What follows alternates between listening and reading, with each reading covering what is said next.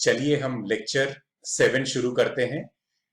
आप यदि हमारे साथ लेक्चर नंबर 1 से जुड़े हैं, 1 से 6 लेक्चर्स आप अटेंड कर चुके हैं, तो लेक्चर 7 आपके लिए बहुत इंपॉर्टेंट है। ये रिवीजन है सभी लेक्चर्स का और इसमें कुछ नई कंसेप्ट भी बताई जाएगी। इसे सुने बगैर, इसे समझे बगैर आप नेक्स्ट लेक्चर की तरफ आगे नहीं बढ़ेंगे। और आप यदि पहली बार हमारे साथ जुड़ रहे हैं लेक्चर 7 में, तो मेरी गुजारिश होगी कि लेक्चर 1 to 6 कंप्लीट करें, उसके बाद लेक्चर 7 में आए। और एक बात मैं दोहराना चाहूंगा, लेक्चर 7 अभी तक जितने लेक्चर्स हुए हैं उनमें सबसे ज्यादा इंपॉर्टेंट लेक्चर है, क्योंकि यह पूरे अभी तक किए गए कोर्स का रिवीजन है। इसे ध्यान से सुनिए, ध्यान से स्क्रीन के ऊपर देखिए और एक नोटबुक में अच्छे से नोट बना लीजिए। आप जब तक लेक्चर 7 अच्छी तरीके से पुख्ता तौर पर आप उसको मुकम्मल नहीं कर लेते, आप उसे समझ नहीं लेते, तब तक आगे नहीं बढ़ेंगे। इसके साथ हम शुरुआत करते हैं। तो हम अब स्क्रीन पर देखेंगे कि हमने क्या लिखा है। हम वर्ड्स बता रहे हैं, आपको नजर आ रहा है अलिफ है, अलिफ के ऊपर मद का निशान लगाया तो आ बन गया। अलिफ के बाद हाथ उठा लेना पड़ता था, जैसा कि मैंने आपको बताया था, हाथ उठा लेना पड़ता है, यानी कि अलिफ के बाद वाले अल्फाबेट से अलिफ जोड़ा नहीं जाता। तो अलिफ के ऊपर मद लगाया, आ बन गया, हाथ उठाया, उसके बाद में पे लिखा हमने, आपको ध्यान होगा पे है ये। तो अलिफ मद आ और बाद में पे, यानी ये बन गया आप। तो आपने ये यहां पर ये शब्द लिख लिया आप।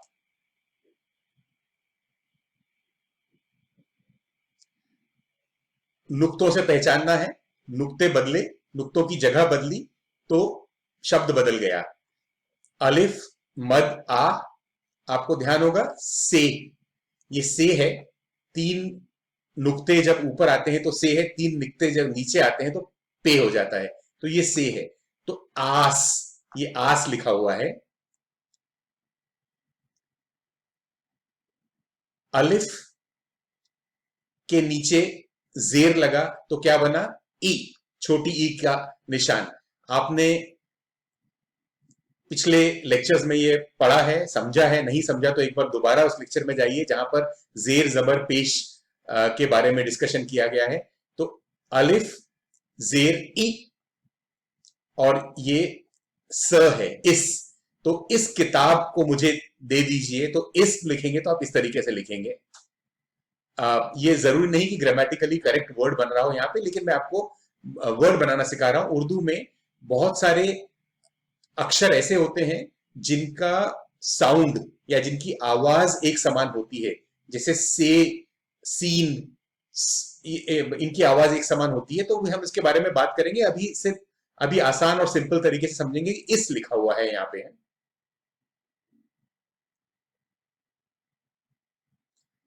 आप देखेंगे यहां पर अलिफ और पेश लगा तो ऊ बन गया, और से लिखा हुआ है तो उस हो गया। तो ये इस है, ये उस है, दोनों की स्पेलिंग सेम है, लेकिन सिर्फ जबर और पेश का फर्क है, जेर और पेश का फर्क है। अब आप खुद ही पढ़ सकते हैं, अलिफ जेर ई और ये नून जुड़ा तो ये इन हो गया। अलिफ के बाद आने वाला अक्षर अलिफ से जुड़ता नहीं है, इसलिए अलिफ लिखा, उसके बाद पेन उठा लिया, ये मात्रा लगाई हमने ताकि ये ई का की आवाज दे, और उसके बाद में नून जोड़ा तो इन बन गया। बहुत आसान है उर्दू, यदि आप सही तरीके से समझें। अब आप खुद पढ़ के बताएं मेरे बोलने से पहले ही, अलिफ पेश उ और नून जोड़ा तो उन बन गया। अब आप पढ़ सकते हैं, अलिफ जबर अ और बे जोड़ा तो अब बन गया, ये अब लिखा हुआ है। हमने पिछले सेशन में बताया था कि बे, पे, ते, टे, से, इनकी जब आधी शक्ल होती है तो एक छोटी सी शक्ल बन जाती है, नुक्तों से पहचाना जाता है कि ये क्या लिखा हुआ है। तो ये बे की छोटी शक्ल, उसके नीचे नुक्ता है इसलिए बे है। ये छोटा सा कर्व बना है, उसके नीचे नुक्ता लगा हुआ है, ये बे बन गया, और उसके आगे अलिफ जुड़ गया तो ये हुआ बे अलिफ बा। अलिफ के बाद हमने हाथ उठा लिया और उसके बाद फिर से लिखा हमने बे और अलिफ, तो ये हुआ बा बा। आसान है ना बहुत। अब आप पहचान लीजिए क्या है। जैसे बे था वैसे ये पे है, तो पे अलिफ पा, पे अलिफ पा, पापा।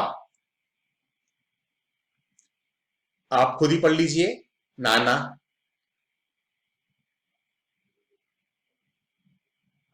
आपको अल्फाबेट याद करना होगा। टे, आपको याद होगा टे, अलिफ बे पे ते टे से, हमने ये सीखा था। तो ये टे है, यानी ट, ट का साउंड देगा, ट के साथ में अलिफ जुड़ा तो टा हो गया।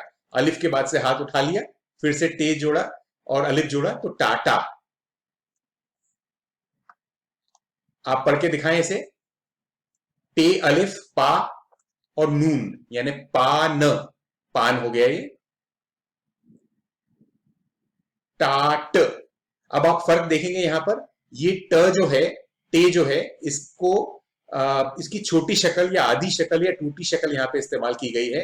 लेकिन जब टे अकेला आता है या कोई भी अल्फाबेट, अब ये उर्दू का एक दूसरा प्रिंसिपल, पहला प्रिंसिपल हमने सीखा था कि अलिफ के बाद हाथ उठा लेना पड़ता है।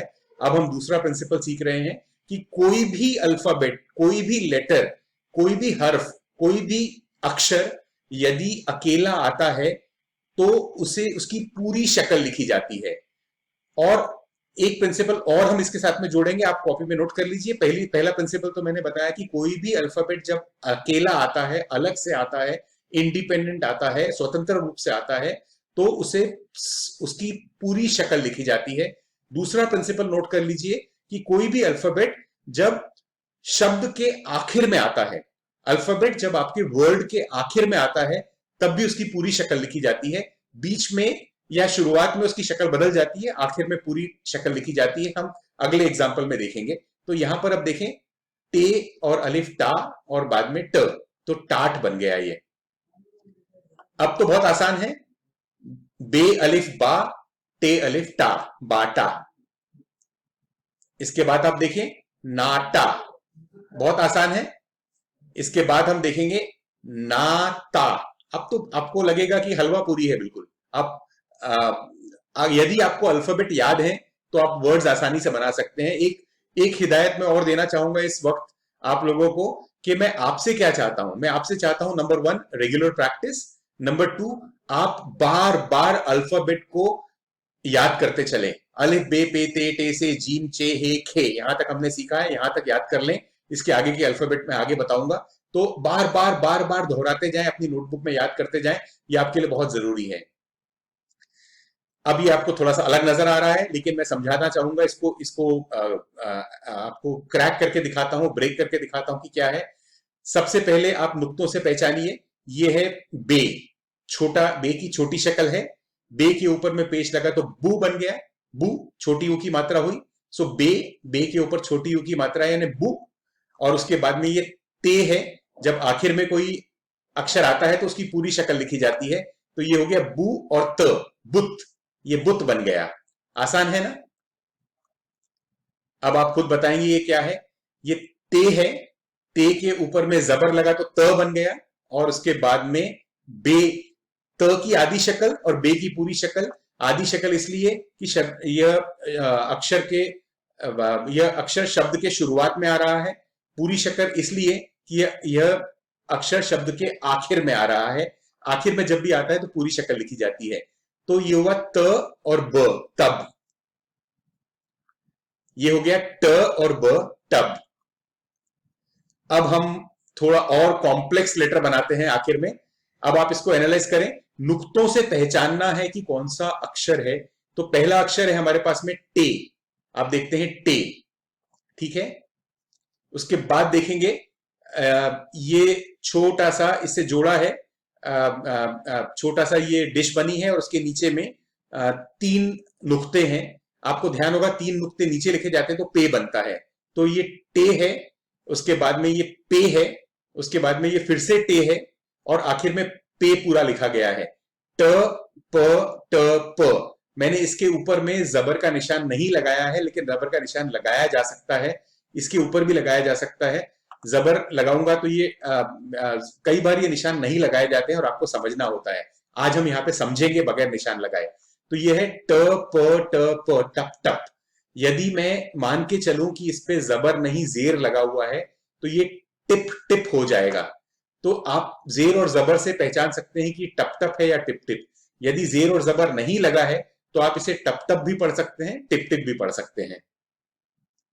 और आखिर में आज का आखिरी जो सेंटेंस मैं आपके सामने ले रहा हूं, ये एक पूरा जुमला बना रहा हूं, पूरा वाक्य बना रहा हूं, पूरा सेंटेंस आपके लिए बना रहा हूं, ये बताने के लिए कि आप इतने कम वक्त में उर्दू का पूरा जुमला लिख सक रहे हैं, पूरा सेंटेंस लिख सक रहे हैं, जो कि बहुत बड़ी अचीवमेंट है आपके लिए।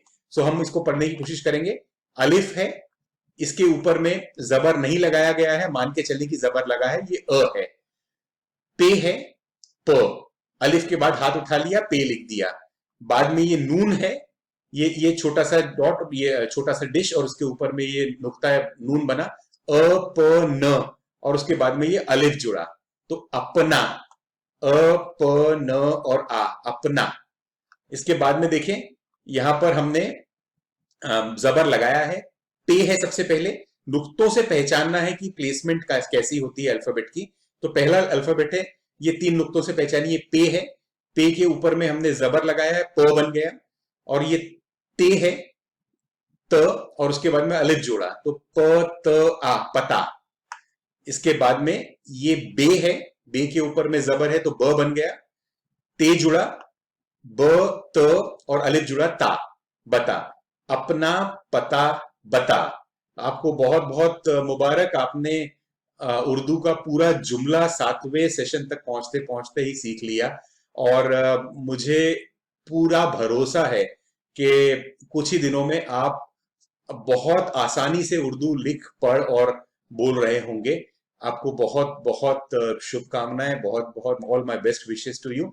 एक बार दोहरा दूं कि 7वां सेशन बहुत ज्यादा इंपॉर्टेंट है, इसे बार बार देखें, जब तक ये पुख्ता नहीं हो जाता तब तक देखते रहें। उसके बाद हम सेशन 8 में जाएंगे। We finish here, thank you very much.